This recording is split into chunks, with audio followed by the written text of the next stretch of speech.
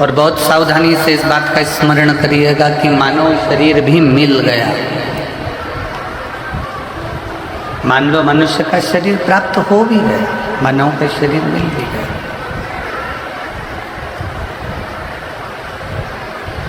और उस शरीर को आपने पा भी लिया। और मानव शरीर पाने के बाद भी यदि आपका चित्त संसार में तो रमा, परिवार में भी रमा, कुटुंब में भी रमा, भगवान की भक्ति से दूर हो गया, तो फिर वो शरीर पाने का कोई मोटा।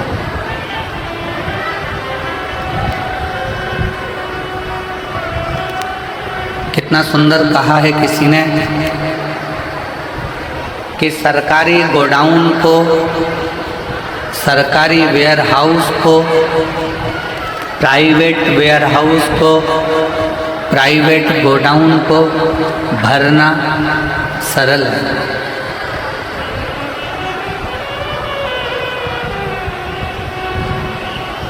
वेयरहाउस को भरना सरल है,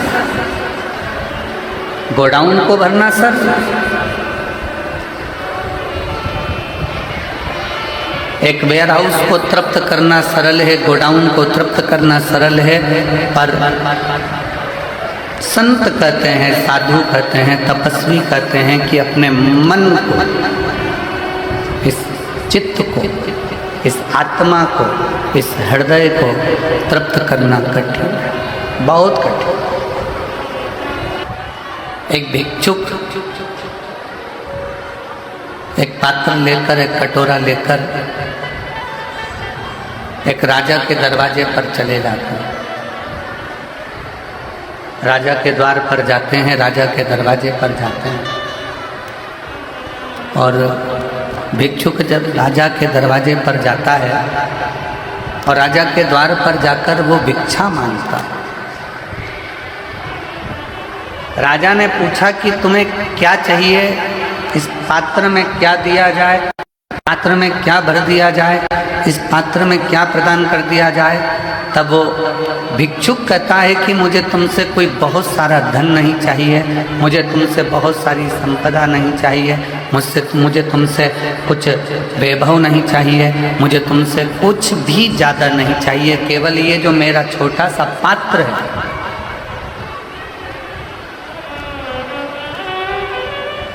केवल मेरा ये छोटा सा जो पात्र है इसको भर दीजिए। और बहुत छोटा सा पात्र, बहुत छोटा सा।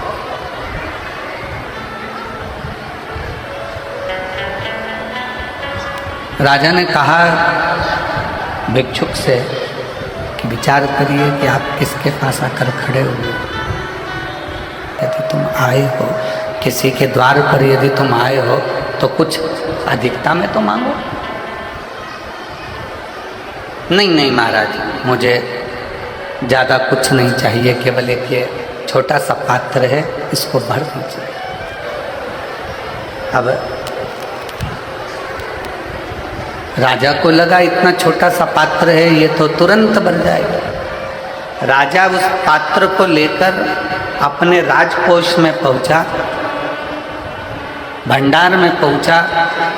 सारा संपदा राजा ने उस पात्र के अंदर डाल दी, पर वो पात्र नहीं भरा पाया, वो पात्र नहीं भरा।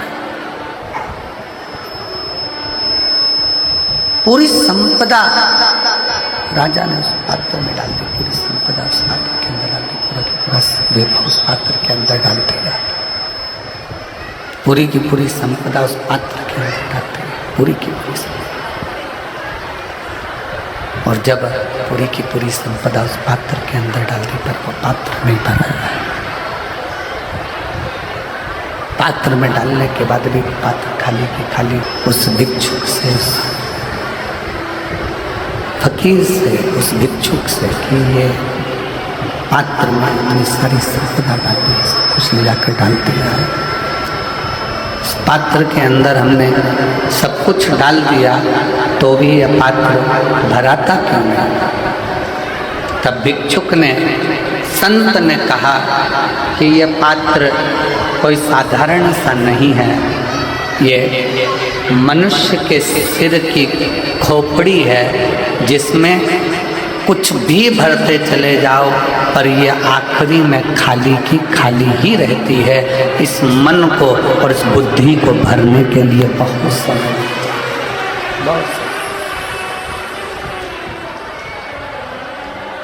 इस मन को और बुद्धि को भरने के लिए बहुत समय लग जाता है। इसको भरना की कथा करें, ये भगवान शंकर का चरित्र कह रहा है, यही शिव तत्व कह रहा है, यही शंकर जी का चरित्र वर्णन कर रहा है। यही एक गोडाउन को भरना, एक वेयर हाउस को भरना सरल, बहुत सरल, पर सबसे ज्यादा कठिन, सबसे ज्यादा अगर कुछ है तो अपने मन को तृप्त करना, अपने चित्त को, अपनी बुद्धि को तृप्त करना।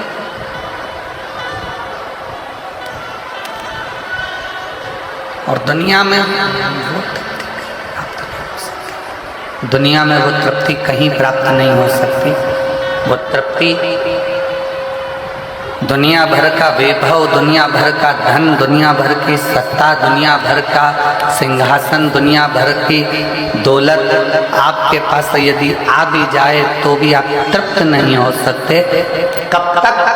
जब तक वो शंकर करुणा न करे। और जिस दिन शिव की कृपा हो जाती है तो ये मन, बुद्धि, चित्त सब अपने आप तृप्त होते चले जाता है और उसमें तृप्ति का एक आनंद उत्पन्न होते चले जाता है। कृपा न करे तो तृप्ति प्राप्त नहीं हो सकती, तृप्ति मिल नहीं सकती, तृप्ति प्राप्त नहीं हो सकती। शिव की करुणा, शंकर की दया, शंकर की उदारता, शंकर की कृपा, शंकर की दया, ये हमको तृप्त कर सकती है। शिव कथा कर रही है, भगवान शंकर का संवाद कर रहा है, शिव महापुराण की कथा वर्णन कर रही है, भगवान शंकर का चरित्र कर रहा है। बहुत तेज पानी गिरे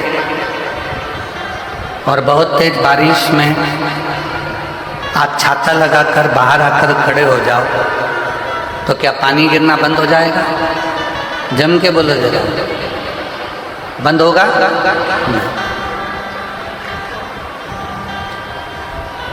बहुत तेज पानी गिर रहा हो, छाता लगाकर आप बाहर आकर खड़े भी हो गए तो पानी गिरना बंद नहीं। पर वो छाता भी तेज पानी आए पर ये छाता तेरे पास में है तो तुझे घबराने की जरूरत नहीं है, तू गीला नहीं हो। तू तेज पानी में भी, तेज बारिश में भी तू खड़ा हो सकता है।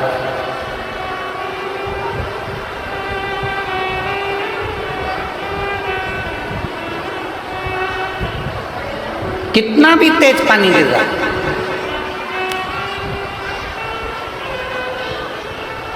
कितनी भी तेज जलवृष्टि हो रही है और छाता पकड़कर आप घर से बाहर निकल गए, ग्राउंड में जाकर बारिश में खड़े हो गए, पानी बहुत तेज गिर रहा है, बहुत तेज बारिश हो रही है, बहुत तेज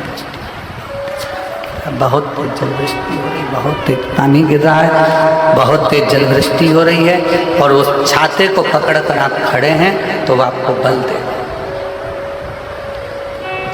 क्या बल दे रहा है कि चिंता मत कर, तेरे हाथ में अगर छाता है तो पानी भी जिंदगी में दुख आ जाए पर वो दुख एक ना एक दिन समाप्त हो जाए, वो दुख एक ना एक दिन समाप्त हो ही जाए।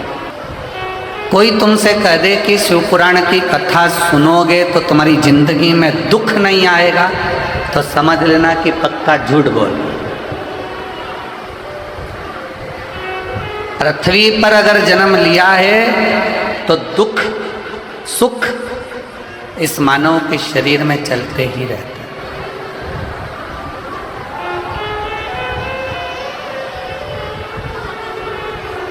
दुख सुख मानव की देह में चलते हैं। स्वयं गुरु नानक देव जी से बाले ने पूछ लिया था, हमारा जन्म होता है, बाले पूछता है गुरु नानक देव जी से कि जन्म के समय पर बच्चा क्यों रोता, किस लिए? गुरु नानक देव जी से पूछा कि जन्म के समय पर बच्चा क्यों रोता है?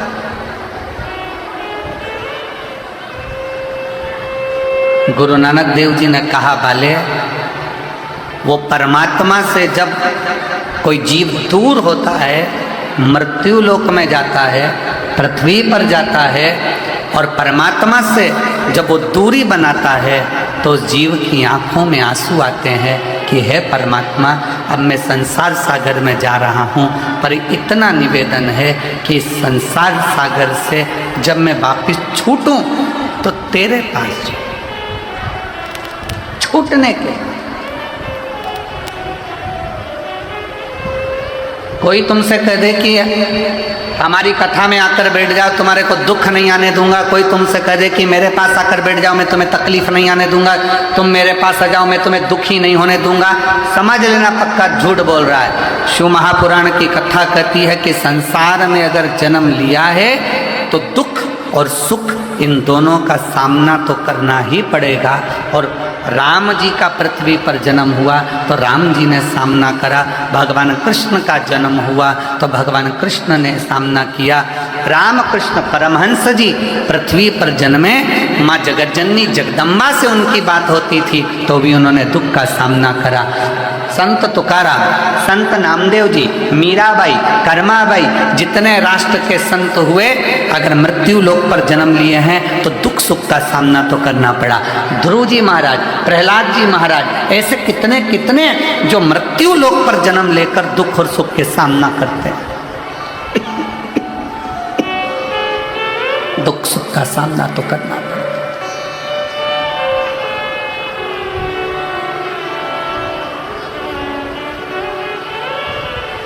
दुख आएगा।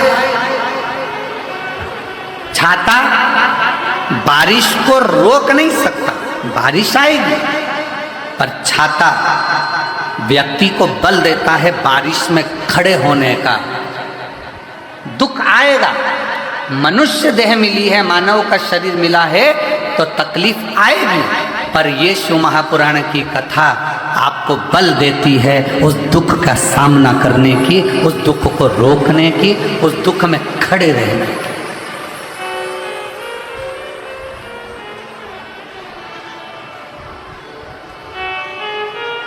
आएगा जरूर।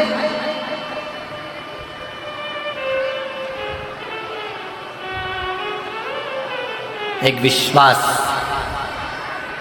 एक भरोसा, एक दृढ़ता, और आपकी भगवान की भक्ति, आपका भजन, आपका स्मरण, उस दुख आ भी रहा है तो आपकी चित्त वृत्ति में नहीं बैठ पाए, नहीं बैठ।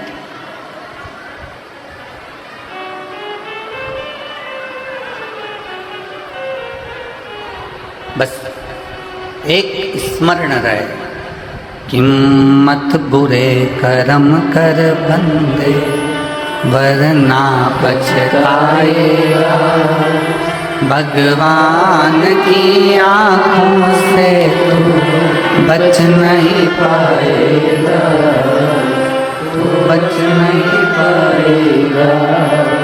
अरे ओ अज्ञानी मत करना नादानी, अरे ओ अज्ञानी मत करना नादानी। तेरे कर्म का फल भी तू ही पाएगा, जैसा किया तूने तेरे आगे आएगा।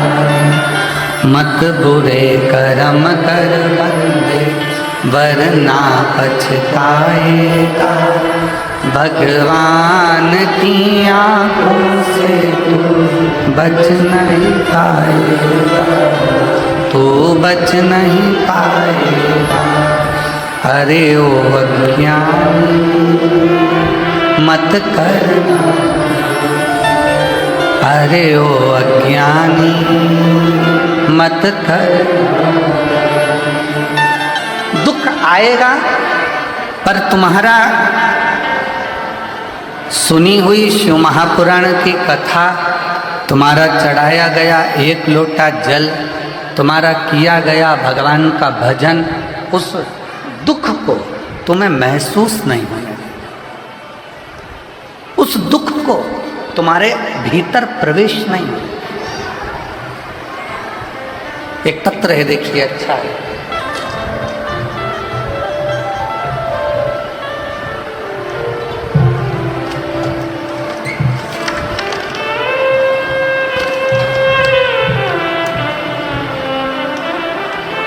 धर्म साहू, नगर पंचायत कोतबा, तहसील पत्थल गांव, जिला जसपुर के रहने वाले हैं। कहीं बैठे हों तो हाथ हिला सकते हैं।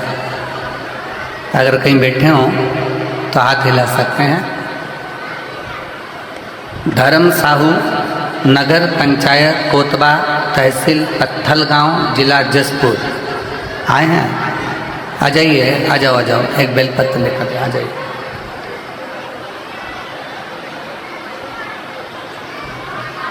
मेरा भतीजा जिसका नाम दीपांशु साहू है, उम्र 22 वर्ष है। पत्र को एलईडी पर पढ़ सकते हो, आस्था चैनल पर पढ़ सकते हो। दीपांशु साहू उम्र 22 वर्ष है, जिसे हल्का बुखार आया तब गांव के ही डॉक्टर को दिखाए तो उन्होंने दवाई दिया और आराम करने को कहा, किंतु उनका तबीयत खराब हो रहा था। तभी उससे लेलूंगा के डॉक्टर साहब को दिखाया।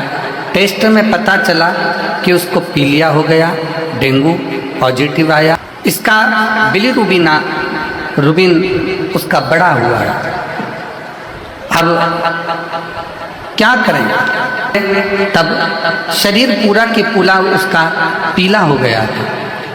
तुरंत हम लोग उसको रायगढ़ के मेट्रो हॉस्पिटल में भर्ती किए और दूसरा दिन उसका 30.10 मिलीग्राम आया। वह भी कोई सुधार नहीं हुआ। डॉक्टर ने बोला कि इसको दवा दे देते हैं। तब समझ में आया क्या करें। तब हम उसको रायपुर के कृष्ण केयर हॉस्पिटल में एडमिट किए। वहाँ पर लेकर गए तब मालूम पड़ा कि इसका लीवर काम करना बंद कर दिया है और लीवर भी बेकार हो गया है।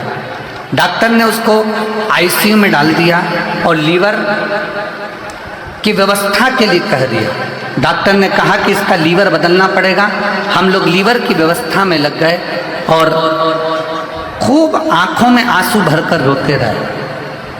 डॉक्टरों के कहने पर लीवर ढूंढते रहे। तभी हमको एक लीवर का डोनर मिल गया और लीवर का डोनर मिला जो तुरंत बुलाने पर आहा कि तुम चिंता मत करो, मैं अपना लीवर इस बच्चे को देने को तैयार हूँ। डॉक्टर साहब ने ऑपरेशन की तैयारी कर ली। तभी डॉक्टर ने कहा कि इसका खर्चा लगभग 25 लाख रुपए होगा और 25 लाख का खर्चा होगा। तब हमारे समझ में नहीं आया कि अब करें तो करें क्या। ऑक्सीजन उसका बेकार होते जा रहा, डायलिसिस चालू कर दिया, लीवर डैमेज हो गया और लीवर देने वाला भी मिल गया, डोनेट करने वाला भी मिल गया। तभी उसी समय पर डॉक्टर के यहाँ पर कोई मरीज आया था और उस मरीज के कहने पर मेरी धर्मपत्नी ने कहा कि शंकर के मंदिर से एक बेलपत्र लेकर आ जाओ, जब तक डोनर आ रहा है जो लीवर देगा।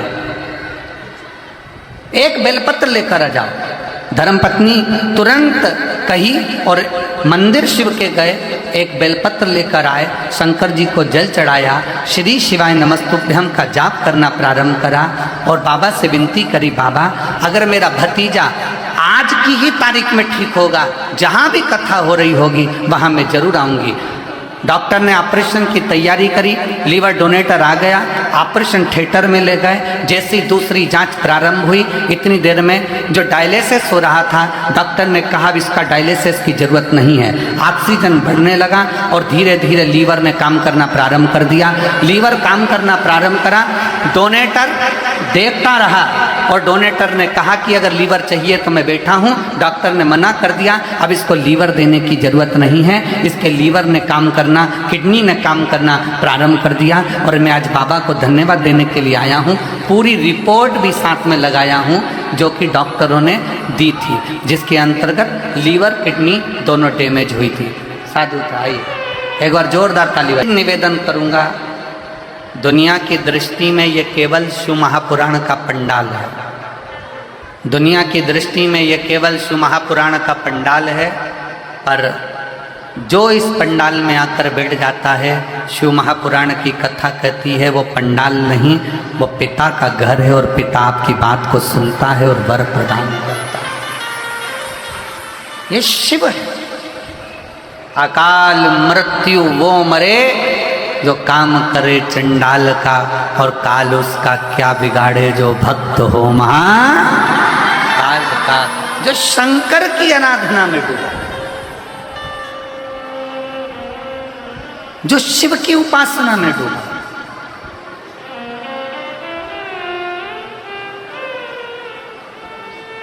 ऐसा नहीं कि दुख नहीं आएगा, तकलीफ भी आएगी, दुख भी आएगा, कष्ट भी आएगा, बीमारी भी आएगी, सब आएगा। पर जिसने शिव महापुराण की कथा को श्रवण किया, जिसने मेरे शंकर भगवान को एक लोटा जल समर्पित किया, जिसने भगवान शिव की आराधना की है, तो ये निश्चित है दुख तब आकर चला जाएगा, मालूम भी नहीं पड़ पाएगा और अपना जीवन सार्थक होता चले जाएगा।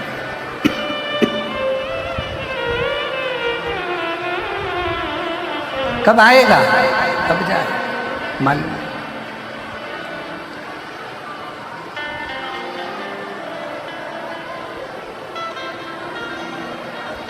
छाता बारिश में खड़े होने का बल देता है। शिव महापुराण की कथा दुख में, तकलीफ में खड़े होने का बल देती है। शिव पुराण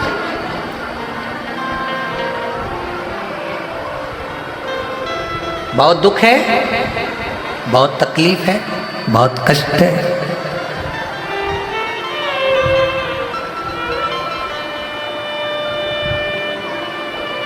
माना संसार सागर में सहजता में रहना सरल बात नहीं है।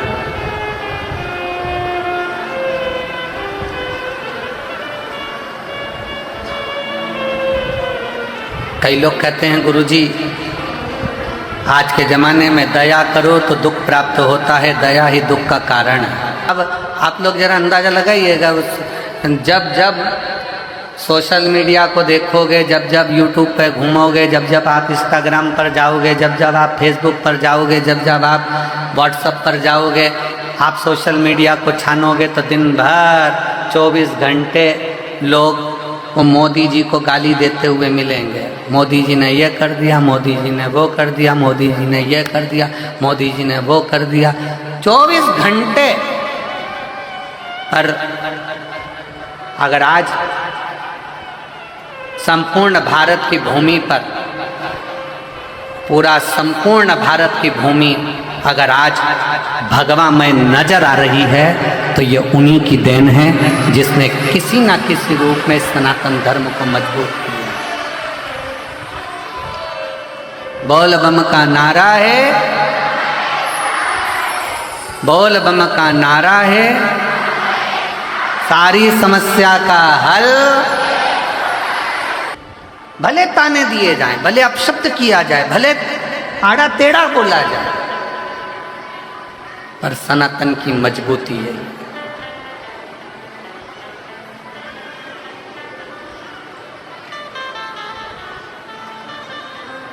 और मजबूत होना चाहिए। शिव कथा कर रही है, भगवान शंकर का चरित्र कथा है। माता पार्वती जी स्वयं भगवान शंकर से कर रही है, तुम दया करते हो और दुख पाते हो। भगवान शंकर कहते हैं दया मैंने कर दी, थोड़ा सा दुख जीवन में अगर आ भी गया तो मुझे स्वीकार है, पर इतना वचन जरूर देता कि देवता सत्य कर रहे हैं कि देवताओं के हित के लिए, जनमानस के हित के लिए ये यज्ञ पूर्ण होना जरूरी है। तो शंकर भगवान उस समय पर दया करने के लिए चले तो ब्रह्मा जी भी हाथ जोड़कर खड़े हो गए कि महादेव आपकी धर्म पत्नी जलकर भस्म हो गई है, महादेव आपकी पत्नी यज्ञ कुंड में जलकर भस्म हो गई है, और आप देवताओं के हित के लिए, जनमानस के हित के लिए फिर दक्ष प्रजापति का सिर जोड़ने जा रहे हैं। आप फिर दक्ष प्रजापति का शीश जोड़ने के लिए जा रहे हैं। शंकर भगवान कहते हैं कि कुछ भी हो, पर संसार में रहने वाले जीवों का, देवताओं का, मृत्यु लोक में रहने वाले मानवों का कभी भी अहित नहीं होना चाहिए। सर्वे भवन्तु सुखी, सब सुखी रहे। आज कितनी विडंबना है, कितनी विडंबना।